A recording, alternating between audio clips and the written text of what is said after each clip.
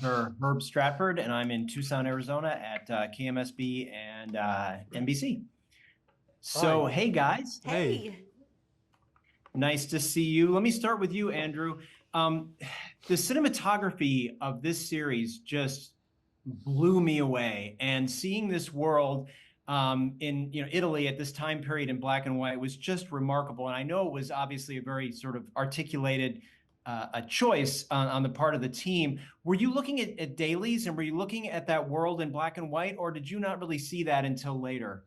No, I don't look at dailies. It just makes me self-conscious. I never have, and I never will. But we did know, of course, that it was going to be in black and white, and that was something that Steve was that was part of his vision right from the get-go. And I think it just sort of it's interesting because it sort of took me out of sort of distraction mode, and I was really focusing. I know you'd probably say I want you to do this anyway, but I was focusing more on your eyes and on your smile and sort of the play of emotion around your face, which I found easier to do when I wasn't distracted by all the colors and the beauty of Italy. Right. Yeah. Well, that's a very interesting way of seeing it. We've been talking a lot about how it goes hand in hand with exactly what you're saying, which is to focus in on how we watch these people. And I think that's visually what we're sort of, we reduce what the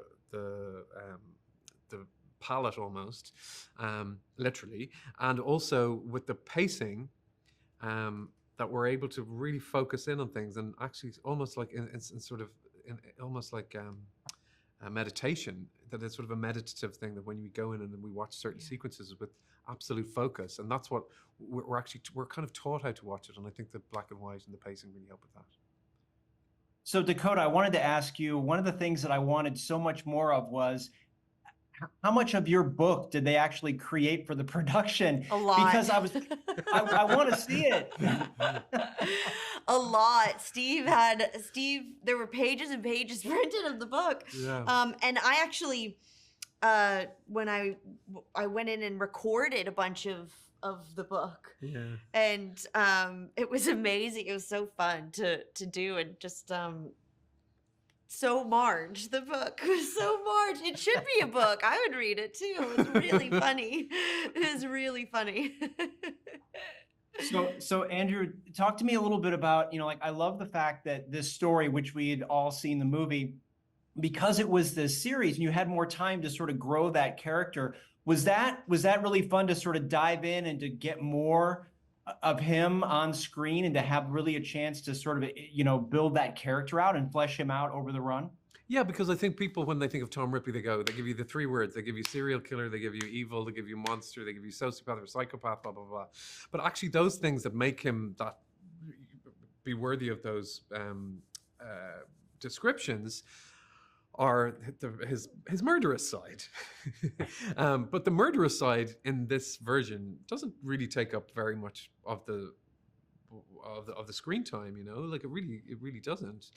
So a lot of the time we're dealing with this sort of very human interactions, particularly with Marge and Dickie, and we see him on his own. We see a man who's appreciating the world, or who's struggling, or just trying to get himself out of the situation that he's in. And I love that that's been given time. I love the fact that there's a whole episode that's devoted to, like, or just the physicality of the man and what he has to do in order to survive. And that was really challenging, and maybe not something that I'd thought about before. But to actually have to do that amount of action stuff was a lot. And I love the fact that we see Tom Ripley as a literary hero, but also in this case as sort of an action hero in one of the episodes. And I have to say too, even though I know there's really no room for a sequel, but when they came to you guys and said, we're going to spend a couple months in Italy, how long did it take you to decide you were going to do this? For me, I wanted to do it right away. I was told that Steve wanted to speak to me and send me the scripts, and I think I was like, okay, that sounds good, but you can make sure to tell them that I'll do it no matter what. You know what I mean? And because that's genuinely how I felt. I felt an attraction to it just from hearing about Andrew and Johnny and Steve and you know, being familiar with these characters and with the story, I knew I wanted to be a part of it. And then it was, you know, not a surprise that I loved the scripts and felt they were some of the best scripts I've ever read. When I read them, I'm a really fast reader, but I read them so fast that I think I waited like an hour to email Steve that I had finished them, because I was like, he is not going to believe that I read all 8 of these like in Yeah, this yeah, amount of right. time. He's going to think that I'm like Read skimmed and skimmed. skipped and like wasn't focused or whatever. So I was like, okay, well, I'll wait till 1:30. You know, like Yeah. I was trying to time it out. Wonderful. Well, thank you very much. I appreciate it. Congratulations on a great piece. I can't wait to share it with our viewers, and I'll look forward to seeing you again. Thank